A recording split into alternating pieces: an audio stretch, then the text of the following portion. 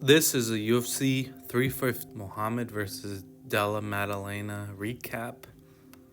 As you can see to the right, I had 9 out of 12 correct picks, 3 perfect picks. So if we go to my picks page, starting off at the main event, I had Muhammad by decision.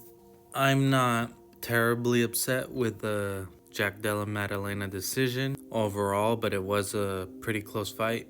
And at that point of the fight, I was pretty hammered.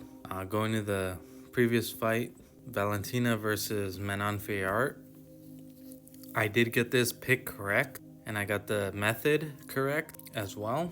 But this was a very close fight, and I wouldn't have been shocked if Manon Fiart won it. And previous to that, I had Zahabi to win by decision, another perfect pick. This was also a very close fight, as Jose Aldo almost finished Zahabi, but ultimately wasn't able to. And Zahabi turned it around and turned the fight around, especially in the third, where it mattered most. After he almost got finished, he put on the pressure and practically won back the round. Previous to that, we had Natalia Silva won by decision. Now, during the fight, this was a pretty clear result.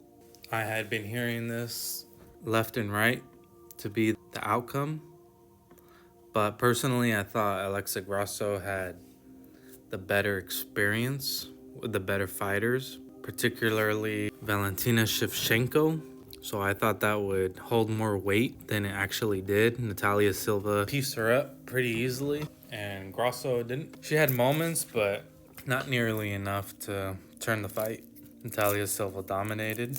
So this was, even though I got this pick wrong on my topology, this was one of those more obvious picks, you could say.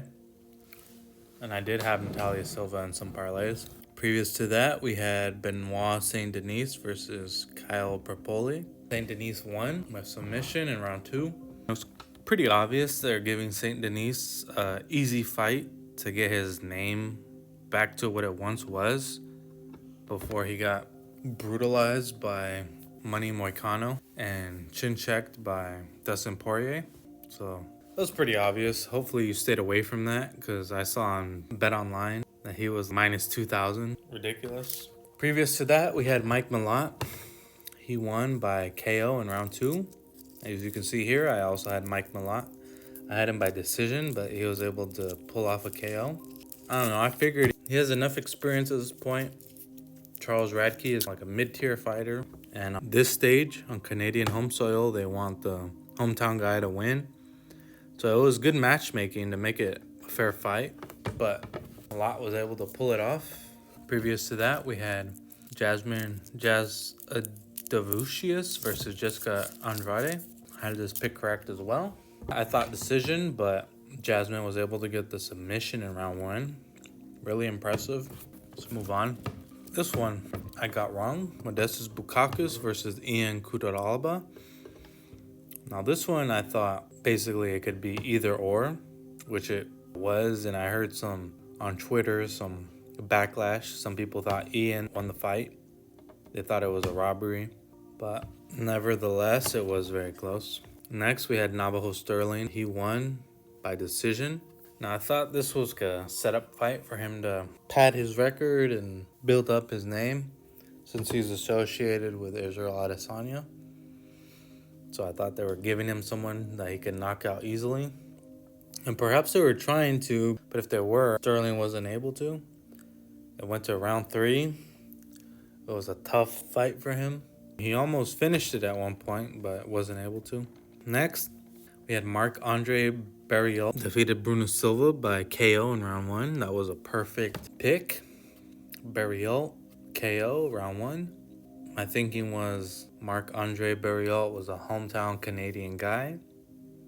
They're both on big losing streaks, but Bruno Silva is known to get KO'd. So is Marc-Andre, but he's also known to get KO'd. And at this weight class, it ends kind of early at times. It just seemed kind of clear in my head.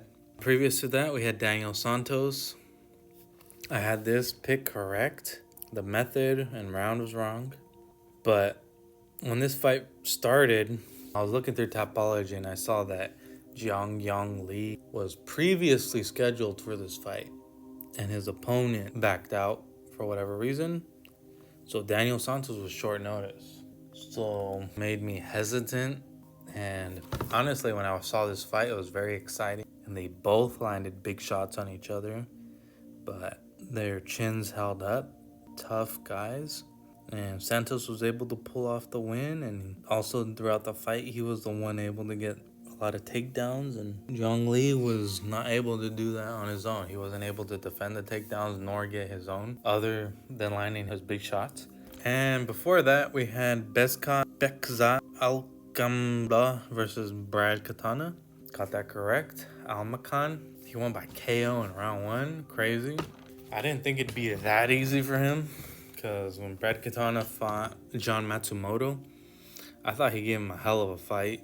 Arguably, I thought he won the fight. And coming into this, I know Beksa had a close loss to Umar. Extremely tough competitor. So I had him winning, but I didn't think he'd put away Brad so easily and so early. But he did. So overall, like I said before, I had 9 out of 12. So not too bad. You can see down here my picks. Overall, I would say good luck to everybody. Hope you won a lot of money. And I'll see you for the next fight.